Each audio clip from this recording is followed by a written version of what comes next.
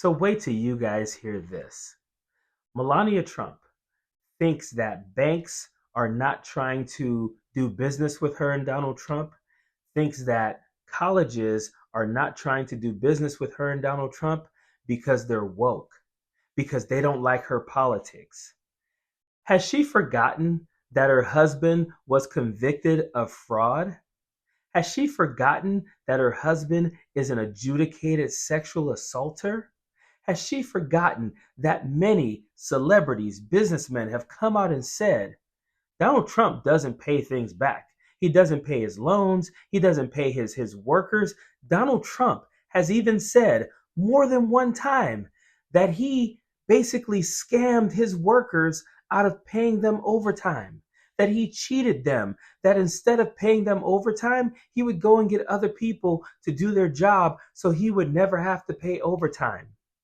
But Melania Trump thinks it's because of their politics, thinks it's because they just don't like her husband, Donald Trump, because he believes in making America great again. No, they don't like him because he is a fraud. Imagine being someone who incited an insurrection and thinking that banks don't want to deal with you because you just want to make America great again.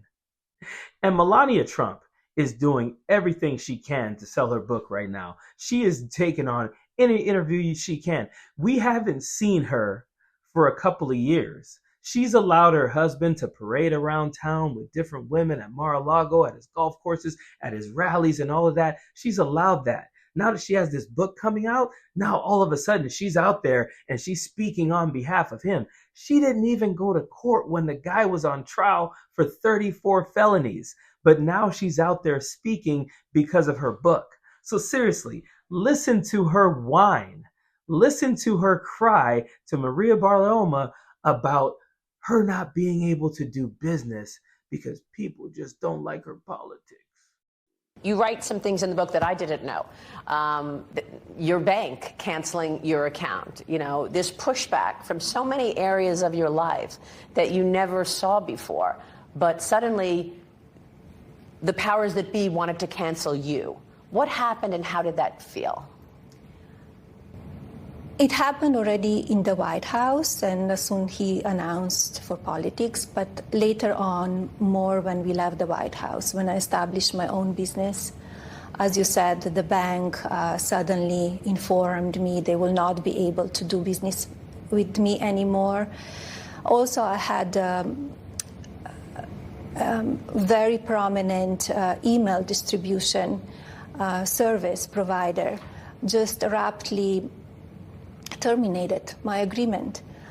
So suddenly, as well as the university, I was all agreed that they will accept my donations for the foster students, and because of the board directors, they called back, they found out that it was me, they didn't, they said we cannot go on.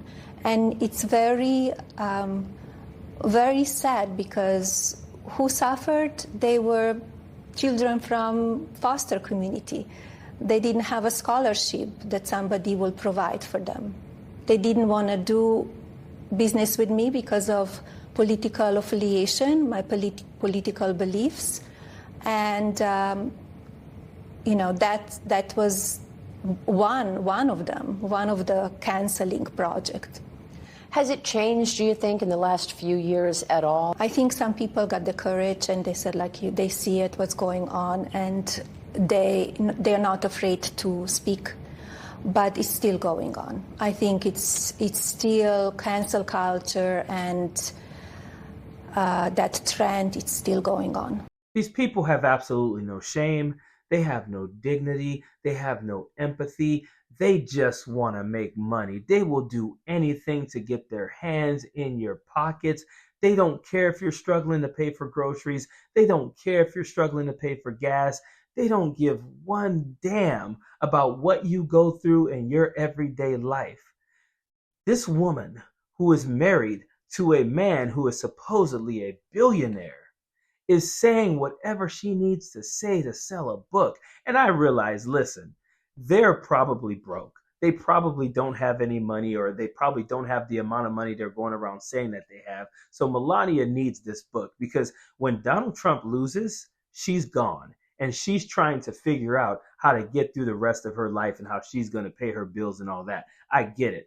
But these people are the same people who try to pretend that they care that Americans are struggling right now.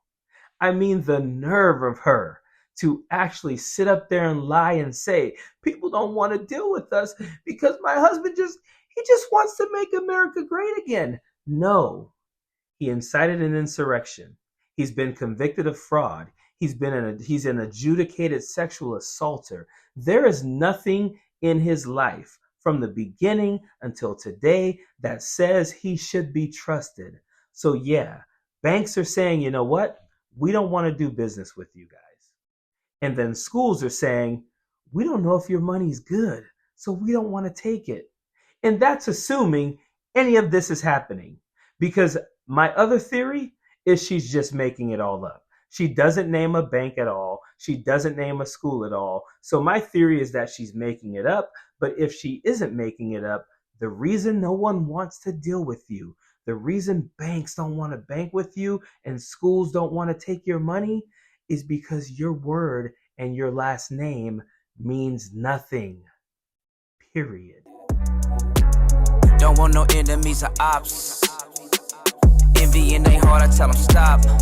Vacation on the yacht.